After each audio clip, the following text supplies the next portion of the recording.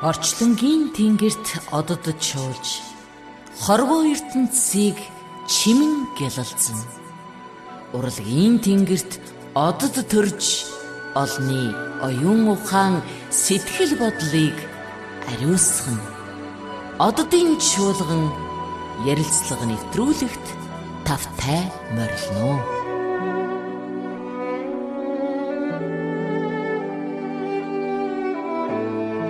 Талын дуу хоолой радиогийн энх мөнхийн хөөрөг хөтөлбөрийн ододын чуулган.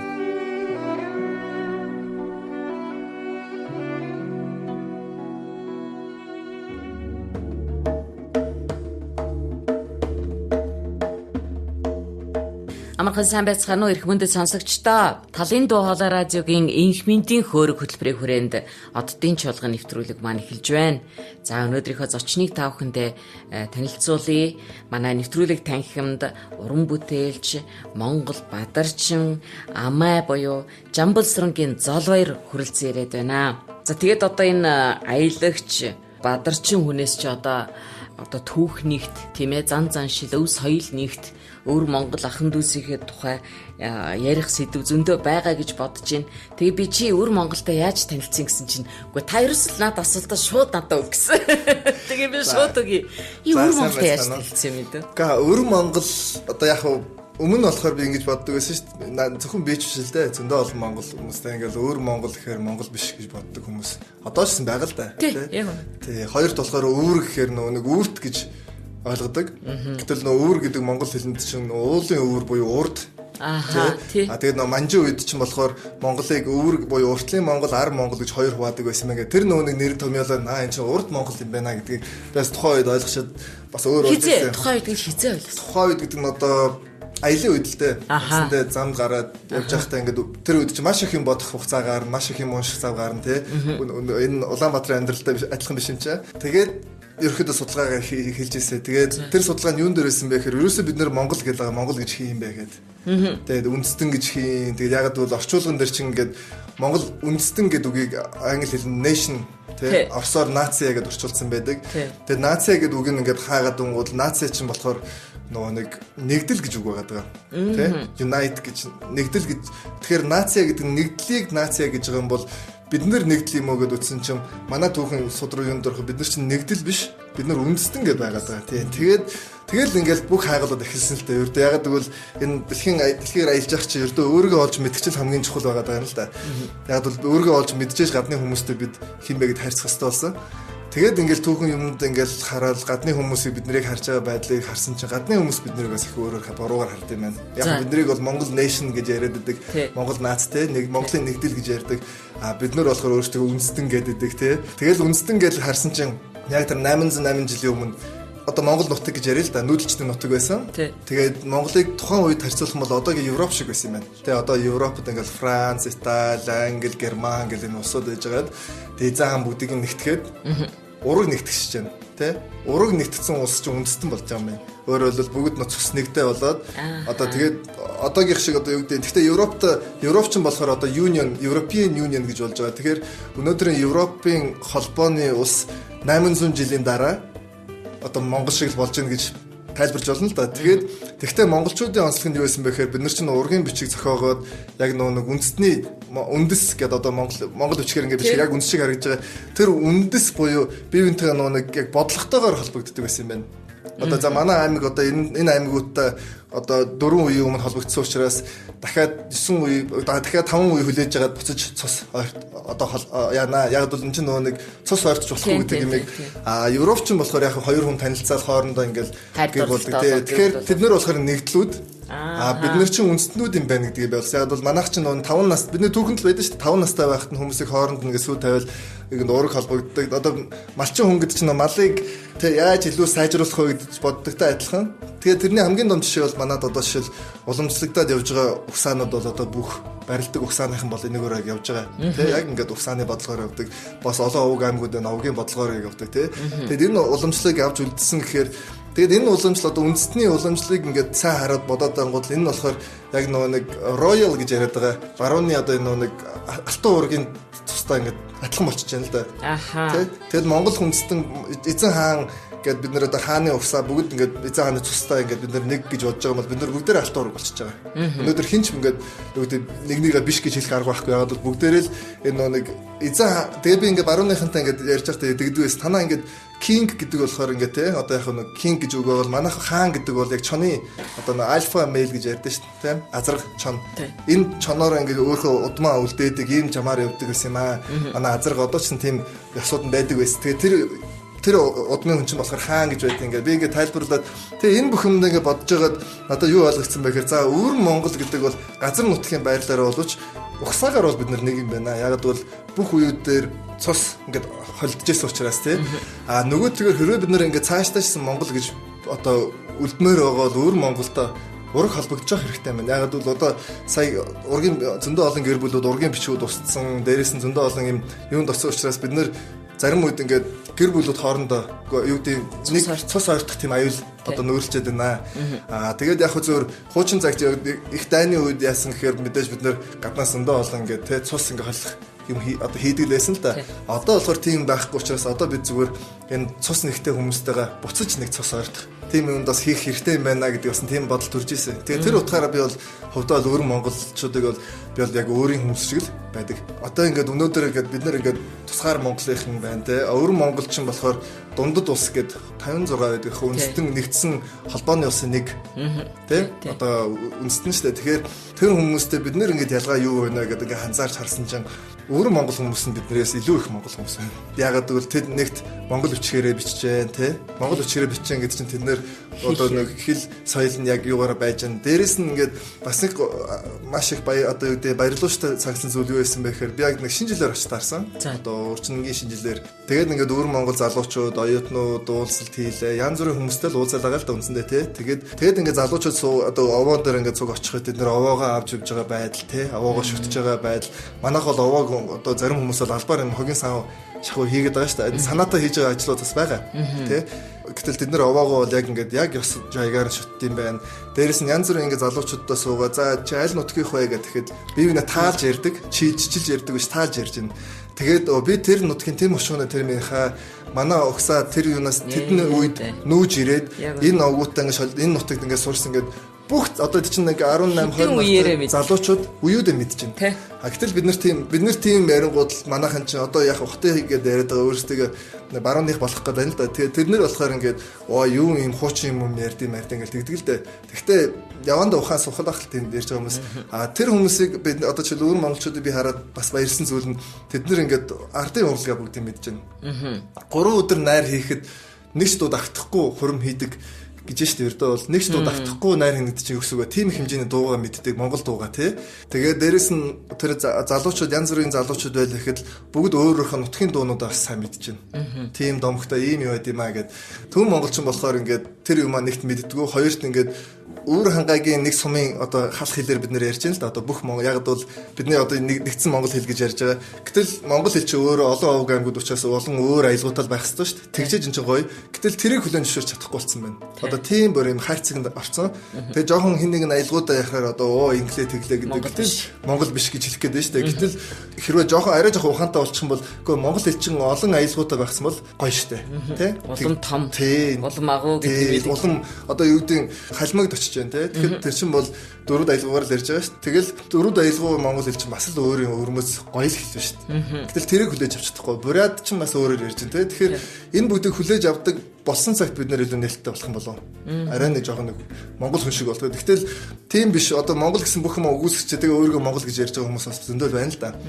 Тэгэд өвөр монгол бас нэг таалагдсан зүйл юу байсан бэ гэхээр ердөө ингээд юм дайлах, цайлах ухаан их сайхан юм. Тэ. Ердөө ингээд одоо Монголд би ингээд ирээд монголчууд одоо энэ төв Монголд ямар байгаа, Улаанбаатар ямар байгаа. Улаанбаатар ч бас өөр шүү дээ, тий. Тэгээд тэнцээ ингээд байгаа хоёрыг харьцуулахад тэнд бол хүмүүс бие биендээ ингээд хандж байгаа хандлага, тий. Одоо энэ бүхэн бас сайхнараа байна. Тэгэхээр одоо бид нар юу гэдэг тэднээс бас магадгүй тэднээс одоо юм сурах хэрэгтэй болов уу? Тэднийг урьж авчирж одоо тэнтэс хүмүүсээс ингээд ердөө монгол соёлтой холбоо. Бид нар чинь бол бас 3 4 үе тархиа угаалгацсан учраас маш олон юм гэгцсэн байна л да. Тэгээ гадны тархи угаалган дээрэс нь одоо ингээд Америкийн тархи угаалгыг нээлттэй тавьсан. Бас маш олон төөрөгдөж байна. Тэгээ тэр талаасаа ингээд өвөр монголчууд бол би нэлээд их одоо талтай болсон. Тэгээд өвөр монголчуудаас сурах юм их байна. Тэгээ одоо энэ Улаанбаатарт байгаа ялангуяа Улаанбаатарын монголчуудыг би хэлмээр байна л да. Ингээд жоохон нээлттэй сэтгэж Монгол гэхээр одоо буддист байд ингэнэ. Тийм ярьдаг хүмүүс бас байна. Тэ. Гэтэл Монгол үндэстэн анх бий болоход яасан гэхээр энэ чинь зөндөө олон овг аймгийн зөндөө олон шашинтангууд нэгдсэн гэдэг л тийм байгаа шүү дээ. Тэгээ эзэн хааны зарлигт юу гэхээр хүнийг шашин болгон би ширээнд мөргөнөө, модонд мөргөнөө, тэнгэрт мөргөнөө, өгшөөнд мөргөнөө энэ бол миний л асуудал. Тэ. Тэрийг Монгол хүн гэдэг хүн бол амар инэрэнгүү авч гээх ухаанаар хандах хэрэгтэй гэдгийг л бас хэлмээр санагдаж байгаа л да. Ягаад гэвэл одоо шин манай одоо юу гэдэг Төв Монгол Улаанбаатарт бол ялангуяа шашны үзий хадгалс бол их дэлгэрээд байна л да. Би болохоор юу гэж бодож байгаа гэхээр тэр түүхэнд ямар байсан гэхээр Монгол үндэстэн нэгтгэж за Монгол хүн бүр тэнгэр шүтэх хэрэгтэй. Тэнгэр шүтээ шашин нь бол буддих байна уу? Уул нь бол буддих чинь гүн хаан гэж анх манад орж ирээд дараа нь шашин болсон. Гэхдээ буддийн шашин байна уу? Христийн шашин байна уу? Ислам шашин байна уу? Тэр бол хамаагүй шүү дээ. Тэр тухайн хүний итгэл бишрэлтэй холбоотой. Гэтэл шүтэн бол тэнгэр байгаа. Тэнгэр гэдэг бол нүүдэлчин хүний хувьд бол одоо Түрэг аймагуд бол бүгд л тэнгэр шүү дээ. Казахстанд очоод ялгаагүй далбаа дээр тэнгэрээ тавиал шуутал байж байгаа. Тэгэхээр тэнгэр гэдэг чинь зүгээр нүүдэлчин хүнүүд бол байгалыг шүтэх. Энэ байгалнаар энэ бүх юм ингээд уялдаа холбоотой юм шүү гэд. Гэтэл тэрийг одоо үгүйсгдэг бас хүн гараад ирсэн байж тээ. Одоо Монгол үндэстний хамгийн номер 1 одоо эн чинь зүйл шүү дээ. Тэрийг одоо сайн ойлгохгүй тэнгэр гэдэг ярингууд бөөгийн шашинд андуурж байгаа хүмүүс байна. Тэгэхээр энэ бас л нөө бидний төөрөгдөл бидний ингээд нэг юмыг дутуу ойлгоод төргөн дүгнэлт хийдэг. Эсвэл ойлгоогүй хэрнээ шууд шөмждөг тийм зан бий болцсонтой холбоотой болов гэж бодож байгаа. Тэгэхээр энэ бүх юм одоо ингээд зэгслэхэд хайлал талдаа ингээд бас явах хэрэгтэй болов. Тэ. Би тэр хэллээ шүү дээ. За өвөр монголчуудынхаа тэр одоо босон монгол бичгээ монгол хүн болгон бичиж чадж байгаа энэ соёл тийм ээ, энэ чадал, энэ боломж нь тэр монгол үгийнхээ эзэн байх тийм ээ. Одоо нэг утгыг хэд 10 одоо үгээр илэрхийлэх энэ чадвар тэднэрт байгаад байгаа. Үүнээс би зүгээр сэтгүүлч хүний хувьд анзаарч байхад үүнээс авааштай юм зөндөө байдаг. Тэр залуу хүүхдүүдээс хүртэл зөндөө олон шинэ үгийг би одоо тий зүгээр ерөөл магтаалах нь ямар гоё чэйжилсэн байдаг. Гэтэл өнөөдөр Монголд ерөөл магтаал хийж байгаа залуу бол байхгүй л шүү дээ. Тэр зүйлүүд яг үнэндээ бид нэр ингээл өнөөдөр бид гэж байгаа боловч яг бид нэр яг боддоор ингээд одоо түүхэн цаг үед ингээд авч үзэх юм бол хэрвээ бид нэр манай өвдөө ийцэн гээ за нэг тэддүгээр 60-ны 17-р 60-ны дунд үед Монгол нэг ийм болно даа гэдэг ингээд тэр юм ингээд харж исэн бол бид нар бол ухаалдах байсан баха. Одоо юу гэдэг нэгэнт бид нар Америк болохгүй. Америк болох шаардлагач байхгүй, болж болохгүй. Яг гэвэл энэ бол Америк гэдэг бол яг өнгө харахад сайхан боловч Америкт очисон бүх хүмүүсээс асуух. Сайхан амьдралын туйл бол биш шүү дээ. Тэгээ бид нар Европ болохгүй, хинт Оросч болохгүй те. Тэгээд Орос болохгүй гэдгээ ч бид нар сайн ойлголоо шүү дээ. Тэгэд ийм ойлгочоод тэгээд ухаарахгүй бас харамсалтай зүйл болно л да. Тэгээд одоо бид нар харин буцаад одоо юу гэдэг Монгол руугаа орох тэр замуудаа нээх хэрэгтэй болов. Монгол руугаа эргэж орохын тулд бид нар яалтчгүй нэгдэх хэрэгтэй. Нэгдэх гэдэг газар зүй биш. Ердөө оюун санааны нэгдэл, сэтгэл зүрхийн нэгдлийг л хэлээд байгаа шүү дээ. Яг үнэ. За хоёулаа яриагаа төр зур завсарлаад сайхан одоо хөгжим дуу гიშгэлүүлнэ. Тэгээд одоо амаа маань бол электро хөгжмийг Монголд одоо анхлан нэвтрүүлэх ийм том ажлыг их тэр олон жилийн өмнө эхэлж исэн хүний хувьд тийм ээ. Хоёул алийг сонгож Бурад Оксаны Йохор бас их сонирхолтой л да. За тий. Та бүхэн өөр Монголын талын дуу хоолой радиогийн энх мэндийн хөрөг хөтөлбөрийг сонсож байна.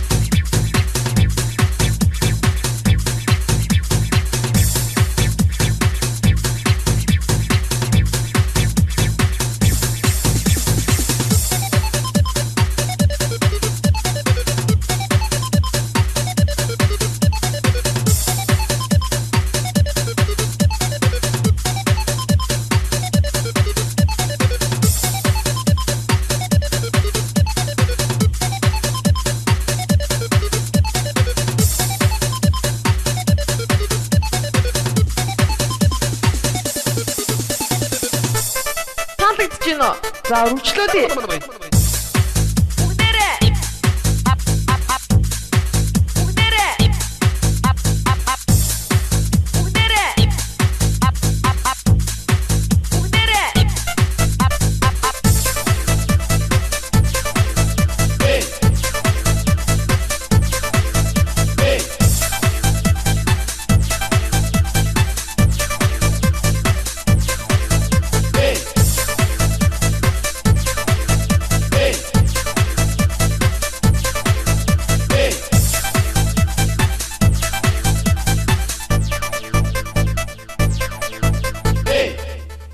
За эрхэм сонсогчдоо тавхан талын дуу хоолой радиогийн инх мэндийн хөөрөг хөтөлбөрийн хүрээнд оддын чуулган нэвтрүүлгээ маань сонсож байна.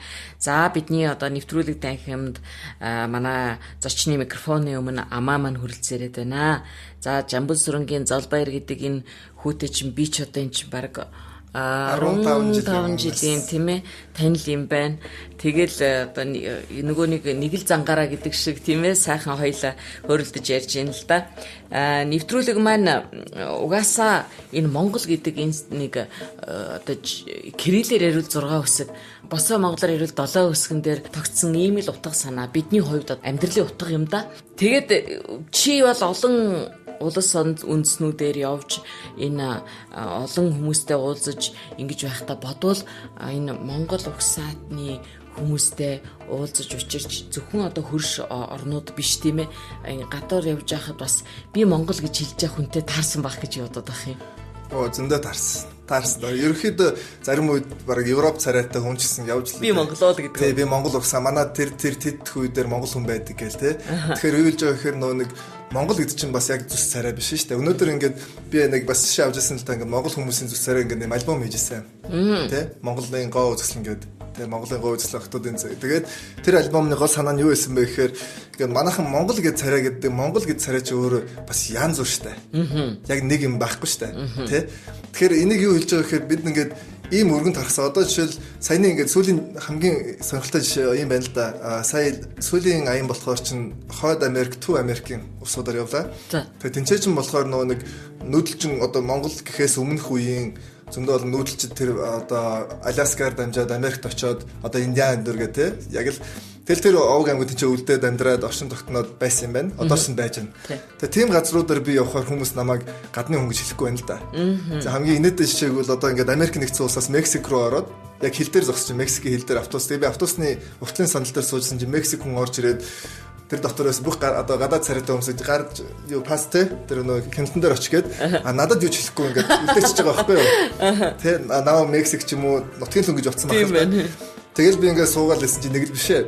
Тэгэхээр би тэр хүнээс англиар хөөе уучлаарай энэ тамга дарах юм уу гэдээ асуухгүй гэсэн чинь нөгөө гайхад гадаад дэсэн байлд шаач нөө пассворт юу вэ гэд. Тэгээд дээрэс нь одоо шил тэр Гватемал юм уу ус яг тэр усуудаар ингээд яваад байхад тэд нар намайг бол өөр юм шиг л харж байна. Тэ энэ чинь юу хэлж байна вэ гэхээр бидний одоо энэ үүсэл гарал одоо дэлхийд үндсэндээ бол 3-4 одоо үүсэл байна л да. Одоо Европоид гэд байна те. Негроид гэж ярьж лэн да тэ Африк хүмүүс байна. За тэгээд Араб гэдэг хүмүүс байна. Энтхэг гэж хүмүүс байна. Гэхдээ Монголоид гэж ярьдаг одоо Монгол зүсний хүн бол хамгийн их нь шүү дээ. Үндсэндээ хамгийн олон газар нутагт хамгийн том газар нутагт харсан хамгийн олон одоо хүнтэй Монголоид царайтай хүмүүс. Тэгэхээр энэ юу хэлж байгаа нөхөр бид нар одоо тийм хүмүүсийн л одоо хойч үе яг 808 жилийн өмнө ингээд бүх овог аймагуд нэгдээд Монгол үндэстэн болсон. Тэгэхээс биш яг үүсэл гарлын тал дээр бол бид нар одоо тэр одоо бүх энэ зүс царайтай хүмүүсийн л унган нутгийн хүмүүс л тэр унган нутагт амьдарч байгаа хүмүүс байна шүү дээ. Яг зүгээр Туркид явж байхад туркууд ингээд тэгжсэн юм аа.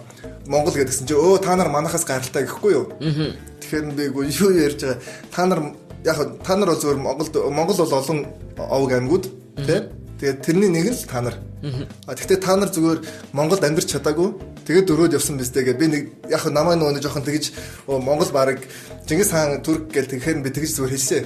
Үнэн л юм чи. Ягаад бол тэр овог аймагуд Монголд амьдарч чадаагүй учраас энэчнээс яваад тэгээ Грекийн газар нутгийг эзлээд ус болсон шүү дээ. Тэгээд яг одоо энэ олон зуун жилийн 1000 гаруй жилийн хугацаанд нутгийн хүмүүстэй ингээд толдоод ерөөхдөө араб царайтай. Гэхдээ тэд нар бол бас л энэчнээс гаралтай гэдгээр багарч явдаг. За тэгээд яг Африк эднэртээр болохоор бас нэг хүүхд толдны тухай нэг сонин юм сонссон. Би надад яг асууж гэж бодсон. Хөх толгой яг бид нар Монгол ухсааны хүмүүст байдаг гэд яг бас олон ухсаанд байна л да. Монгор хүмүүс байна. Ялгаагүй л нөгөө хүннэг үеэс тийш очсон хүн гар гэдэг байгаа юм чаа. Тэгээд Африкт болохоор тийм бас нэг хар омгийнхан байна. Цорын ганц хар хүмүүс. Хөх толгойтой төрдөг хүмүүс байна. Тийм үү. Тэгээд нэг тиймэрхүү сонин хайгалууд бас сонин санагдчихсан. Гэтэл бид нар тэгээ яах ёстой юм бэ? Яаж бахархах ёстой юм бэ? Яаж энэ нэрийг одоо улам өргөх ёстой юм бэ? Яаж тэр хуучин байсан төвшөнд нь дэлхийд бид нар ингэж цорайтуулж чадах юм бэ?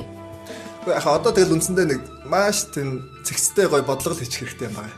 Ердөө ингээд жирийн ингээд би ингээд бодож л одоо нэг тийм рекламны бас байгаа. Тэ одоо ингээд интернет маш боломжтой болчихлоо шүү дээ. Өнөөдөр бид нар заавал одоо Берлинд тэр олон тэрбум юм уу Барселонд соёлын өдөр хийхэд олон тэрбум зарахгүйгээр интернетийн тусламжтай бид нар ингээд дэлхийд өөрийгөө түгэх боломжтой байна л да. Тэрний нэг нь бол зүгээр нэг жирийн Монгол залуугийн ингээд өдөрт амьдарч байгаа амьдралыг үзүүлвэл маш олон хүмүүс бас атаархмаар тийм зүйлүүд байна л да. Өөр одоо надад юу байх миний эх оронч хамгийн угаасаа би тэгэл бүх усуудаар ороод за хот суурин соёл зөндөө юм манайхаас илүү хөгжсөн байна. Үгүй аргагүй бид нар дөнгөж хот байраа 50 жил болсон шүү дээ. За яг өмнөх нийслэл бол тэгээд дундууд болсон гэдээ аваад өөрөө нийслэл болоод манай эзэн хааны ордон одоо тэдний ордон болгоцсон л явж байгаа шүү дээ тийм. За тэр яах вэ? Одоо өнөөдөр бид нар хот байраа 50 жил болж байна. Энэ хугацаанд бол амжилт бол их байна өө. Тэгэхээр би тэдний дэлхийн улс орнуудын хотыг бол би ингээд амар шүтээд ингэдэггүй. Угаасаа энэ бол хийж болох зүйл. Гагцгүй харин зүгээр одоо юу гэдэг хит шигүү одоо энэ Гонконг ч юм уу, Токио ч юм уу те ингээд Сингаг хараад би илүү өрөвддөг. Ингээд за нар байхгүй ингээд энэ будамжин дотор те. Тэгэд энийг би хараад одоо ингээд юу гэдэг номдорс бичиг хичээдэг ингээд монголчуудаа та нар зүгээр өнөөдөр ингээд яг бухимдуу машин шин гэж. Гэхдээ ингээд зүгээр цонхоор нар тусаад те ийм агаар ийм байгаад баярлах хэрэгтэй шүү. Яг гэвэл зөндөө олон газар тийм агаарнд байхгүй. Мөнхий гэж ихтэй тийм газар зөндөө л явж үзлээ. Тэгээд тиймэрхүү юмыг ойлгоцсон өнөөдөр ингээд Монголд байгаа зөндөө олон бэрхшээлийг бол би бэрхшээл гэж харахгүй байгаа даа. Энэ шийтгэл асуудал. Гагцгүй бид нарт юу байгаа вэ гэж хараад тэрүүгээр бахархаж амьдрах юм бол энэ зүгээр эхний нөөний тэр элдв бухимдлаас салах нэг гарсан юм болоо гэж бодоод байгаа. Бага ямаараа бахарч ин гэдэг чинь. За нэвтрүүлэг өндөрлөх болчлоо амаа. Тэгээд хоёлаа дахиад нэг сайхан бүтээлээс нь сонсогчдоо хүргээд тэгээ өндөрлөе. Тэгээ би нэг зүйлийг дүүгээсээ хүсье. Би өөр нэг нэвтрүүлгээр дүүтэйг ярьж байхад нэг амьдралын сайхны нэг сайхан би нэг юугаар өөрийнхөө үгээр биш тийм ээ аялгуугаар илэрхийлье гэдэг нэг сайхан хүмүүсэн. Гэтэ өрмөц өөрийнхөө амаа стилэр хүмүүсэн штэ. Тэр энэ одоо битэрийн дараа сонсгох энэ бүтээлээ хоёлоо үүгээр эхлүүлээд тэгээд цааш нь сайхан ингээд тэр бүтээлийг жаргайдах уу. Надад тийм санал байна. Тэгээ хоёлаа харин ямар юу сонсох вэ? Алиг сонс Монгол тараа суман дэл. За суман дэлт болохоор үндсэндээ би нөгөө нэг би ч бол нөгөө хөгжмийн мэдлэг боловсралгүй хүн штэ тий би бол өөрөө компьютерээс сураад өөрөө тэр ноотыг нь сураад өөрөө тэр цаг аваад сураад нэг ингэж хөгжмөө ухтунт болсон. Тэгтээ яг тухайн үед чинь угаасаа хинч компьютерийн хөгжим мэддэггүй хинч тэр талын юм дээр бас мэддэг хүн цөөхөн идэв хүн байсан. Гэхдээ энэ чиглэлийн хөгжмийг хийх бас бол цаг нь олоогүй байсан штэ.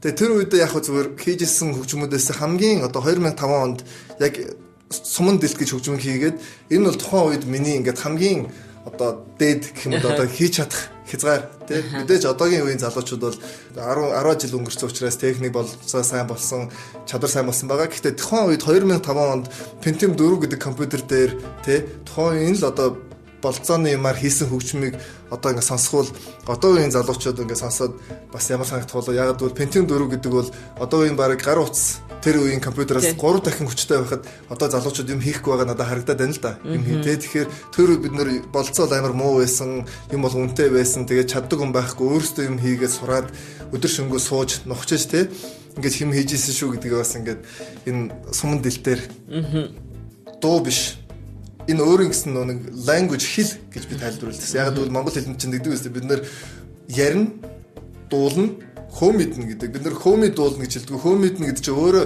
харилцаа холбооны нэг хэлбэр. Гэхдээ энэ нэг өөр хэлбэр байгаад байгаа. Би тайлбарладаг байсан. Тэгээд хөөмийг бид нэр ингэж монголчууд юу гэж хэлдэг вэ гэхээр байгалийн чимээ гэж хэлдэг. Тэгээд байгальд хөөми шиг чимээтэй ганц юу байдаг вэ? Гол горх өөр, салхи өөр, араатан ч гэсэн өөр дуурдаг. Гэхдээ энэ хөөмийн нэг өвөрмөц зүйл нь би ингээд юу болгосон бэ гэхээр энэ хөөми тоглох үед одоо одоогийнхоор бол интернет гэж ойлгож болох юм л да. Одоо би ингээд зураг байгалийн зураг дараад тэрийг ингээд долгионоор ингээд хүнд явуулгууд нөгөө нэг компьютер дээр ингээд тэр зургийг гаргаж байна. Тэгээ түрүүнтэй адилхан монголчууд тэр энэ долгионы хэлбэлзлийн тусламжтай ийм одоо дүрслийг түгээдэг тий.